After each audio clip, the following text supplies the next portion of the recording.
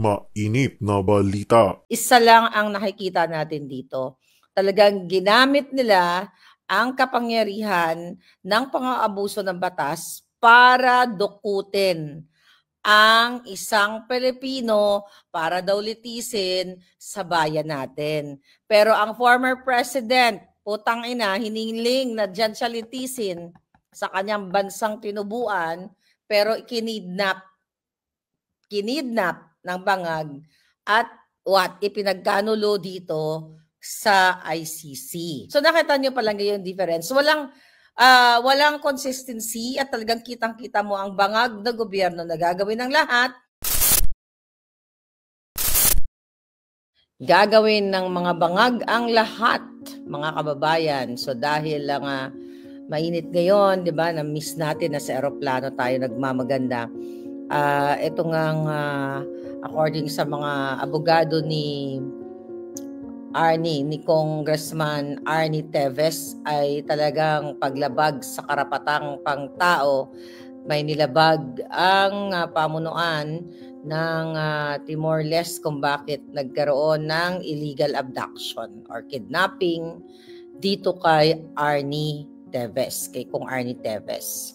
So, I believe on the way na ba siya? Nakarating na ba siya?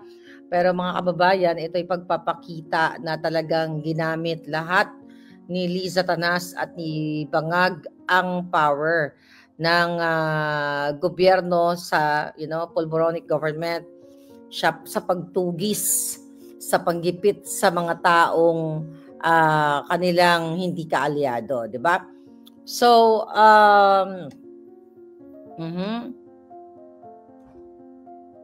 yes, si Picard. How are you, Picard? Yes. So, ngayon, ang sinasabi dyan, mga kababayan, tingnan natin dito, ha? Marami tayong pag-uusapan, ano? Ang sinasabi dyan ng mga abogado ni Arnie Teves sa isa nga daw malaking kamote ang naganap, sabi ni Attorney Topacio, dahil meron ng final and executory decision ang Timor-Leste na mapanganib ang buhay ni Arnie Teves. So ngayon, mga palangga, hindi daw sinunod ng korte etong dinisregard ng executive branch ng pamahalaan ng Timor-Leste. So, ang sabi pa niya ni Attorney Topacio, sabi niya, actually po, gumawa na po kami ng hakbang, nakipag-ugnayan na daw sila sa DOJ, NBI, Bureau of Immigration, ang kanilang pakay daw bilang abogado ni Ernie ay talagang paglapag ng eroplano ay gagawa sila ng paraan kung paano nila depensa syempre ang kanyang kliyente. So, ano pa ba ang mga legal avenues na pwede nilang takbuhan para protektahan ang karapatan ni Arnie Teves? So ako nakikita ko dyan, right after nung summit na ni Bangag, pag-attend niya dyan sa Asian Summit, nagkaroon ng ganitong klaseng pangyayari kay Teves. So nakikita natin dyan, hiniling talaga ang ulo ni Arnie. Which is, kawawa naman din sa part niya dahil nga ayon sa abogado niya, yung mga binibintang na kaso sa kanya ay hindi niya ginawa whatsoever. Pero isa lang, let's leave the kaso dahil hindi naman tayo eksperto para talakayin yan. Pero isa lang ang nakikita natin dito. Talagang ginamit nila ang kapangyarihan ng pang-aabuso ng batas para dukutin ang isang Pilipino para daw litisin sa bayan natin. Pero ang former president, putang ina, hiniling na dyan siya litisin sa kanyang bansang tinubuan, pero kinidnap ng bangag at ipinagkanulo dito sa ICC.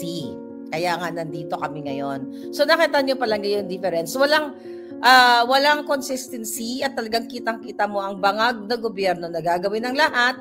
Sinasabi sa inyo na kailangan ipatupad ang rule of law, kailangan pantay-pantay, dapat managot si Arnie, dito dahil nagkasala siya, na ganito, na ganyan, kailangan idukutin siya doon sa Timor-Leste para ibalik. Si Pangulong Duterte, yun din ang bato nila na may kasalanan sa paglabag sa karapatang pantao, chuchu, it's the same thing, pero ipinagkanulo sa, sabi nga ni Attorney Vic, ay naglalaway na mga banyaga.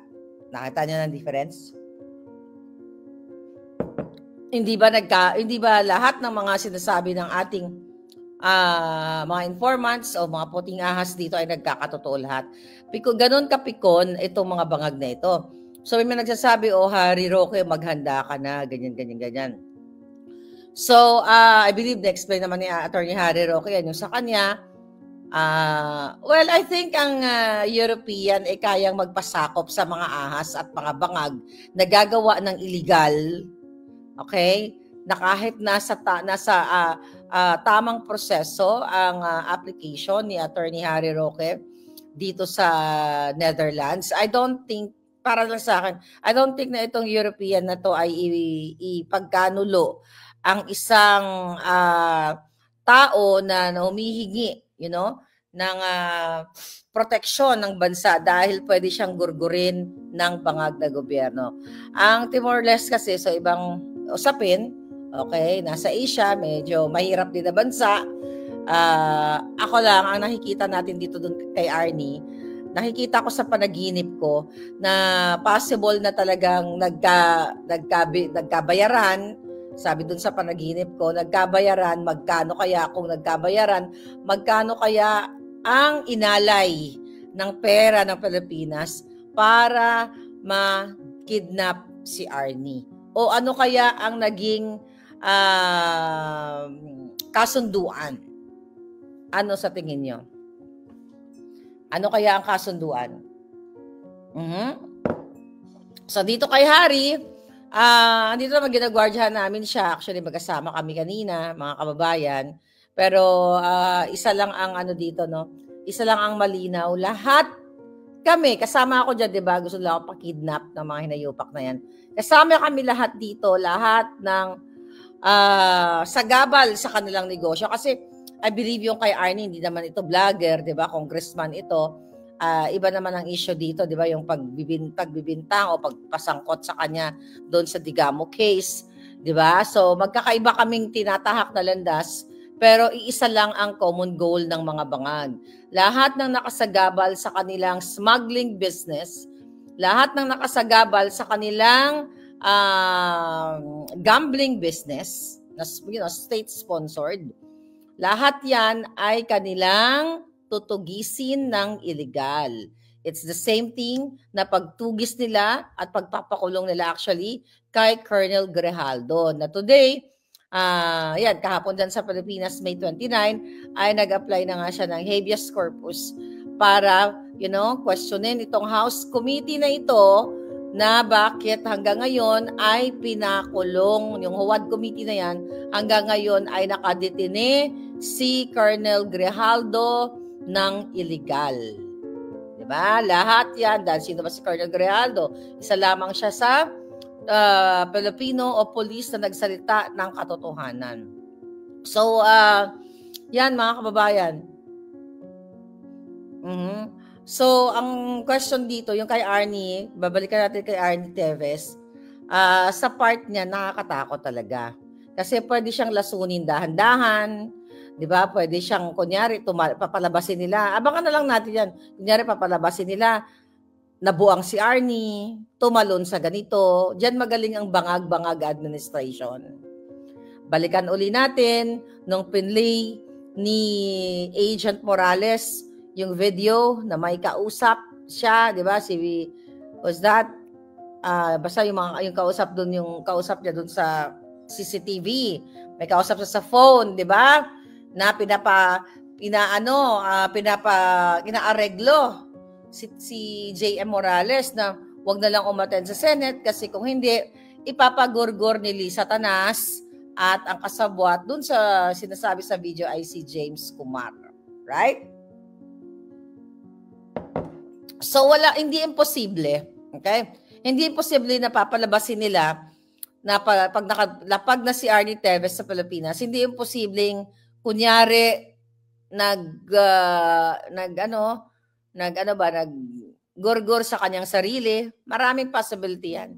Dahil ganon ka demonyo ang Bangag administration na ito. Yan yung mga possible na titignan natin. But so far, ang ating palanggang Harry Roque ay kasama natin kagabi at talagang, medyo napagod ang alindog ko. But, nandun na sila sa park at magkikita din tayo palangga sa park. Today, hindi muna tayo magpa-park at, rest muna ng bonggang-bongga. So, ano pa mga nangyayaring kahindik-hindik sa Pilipinas? Well, tuwang-tuwa ang isa pang kidnapper, 'di ba? Ang isa pang what do you call it? Itong Lisa Tanas. Tuwang-tuwa si Lisa Tanas. Hindi pala pinuno pala ng kidnapper 'yon. Sa mga nangyayari ngayon dahil naisa sa katuparan nila lahat ang kanilang paggigipit, pang-aabdak at lahat ng kasamaan nila. Kaya naman kapalit ng ipinakitang gilas ni Torre.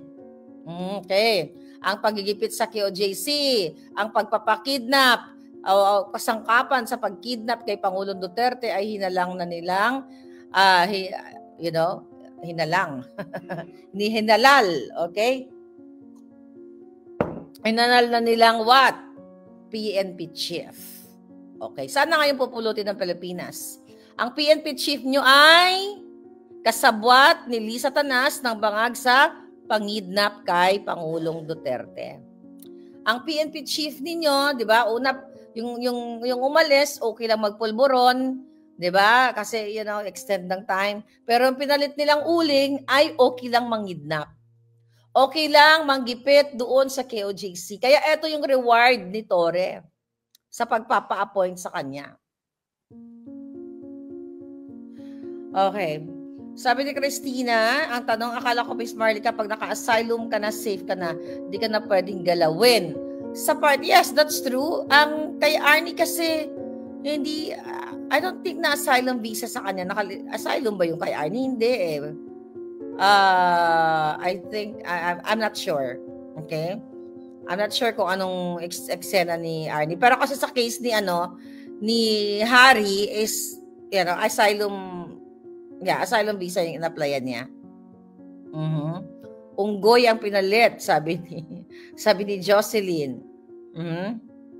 PNP Chief Torre, sabi ni Julian's World. Alright? Sabi ni Vidali, magkikita na kayo ni Mangga. Well, pag nagsalubong ang landas namin, so ganun talaga, nasa dito siya sa dahiga, si Amy Marcos. Ano ba yung expect niyong gawin ko sa kanya? Loko kayo, Jojombag. Hindi na ba pwede? Lalabag tayo sa batas, magnanapak tayo. Unless na lang, inunahan tayong sapakin. Di ba? Depensa mo yung sarili mo. Asylum, yung kaya, I think may iba pang legal proceedings na dinaanan si Arnie. But anyway, medyo mahina daw yung medyo mahina yung may kapalit yan. Okay? May kapalit lahat yan. Ano sabi? Si retired General Jerry Valeroso, nakita na ba yan? Yun yung tanong palangga. Yung nawawala. Nawala. Wala pa siya. Hindi pa siya nakikita, di ba? Okay. I know, in-extradite si Teves. Pero yung status niya sa Timor-Leste, kinancel yung Philippine passport. Di ba yun din ang gusto nilang gawin kay yun din ang gusto nilang gawin kay Spokes Harry. Na-cancelin yung passport. Pero sa case kasi ni Harry, iba. Okay? Una, medyo iba ang European countries. So, I don't know kung anong eksena. Yeah. Pero kay Harry talaga, may hirapan sila kay Harry. Ang problema lang dito, kung I don't think na yung EU papayag mangidnap. Kikidnapin si Harry. Dahil pagbigyan sila Satanas? I don't think so. Malaking challenge yan, okay? Sa mata ng European pag naganap yan. The fact na dito nakatutok, no? Dito sa ICC, ang daming mga observers. Ang daming mga in and out dito ng mga observers, hindi nyo lang alam. Mga foreign observers, sinitignan din ko ano nangyayari dito. Kaya dito sa situation sa Hague. Pero yung kay Spokes, kasama na dyan. Dahil alam mo naman si Spokes, very, popular sa usapin dito sa ICC at yung kanyang fight laban sa mga bangag. Okay? So, ako naman, pwede rin ako ipakidnap. Possible naman yun, ipapakidnap ka. Yung tanong, marami kasi silang kasasabwatin eh. Marami silang kakasabwatin. Ang case kasi ni Tevez, the fact na nag-emote si Bangag dun sa Asian Summit na yon, alam nyo na yon kung anong pwede mangyari doon, di ba? Ano daw? Basahin nga natin to. Okay. Mas ligtas si Attorney Harris sa Europe. Yes, sabi ni Commander Aguila. Yep. So, ano bang yung kay Torre? Yon. Ang sabi, fearless daw, di ba? Si Torre. Walang takot talaga yan si Torre kasi wala siyang takot sa batas dahil alam niya na kahit mangidnap sila dahil yun naman ang amo niya ay kidnapper, katulad ni Lisa Tanas at ni Bangag, wala nang batas sa Pilipinas. 'Di ba? Wala nang batas na matino sa Pilipinas, mga kababayan, dahil ang nagpapatupad ng batas ay mga bumabaliktad o lumalabag sa batas. Recently,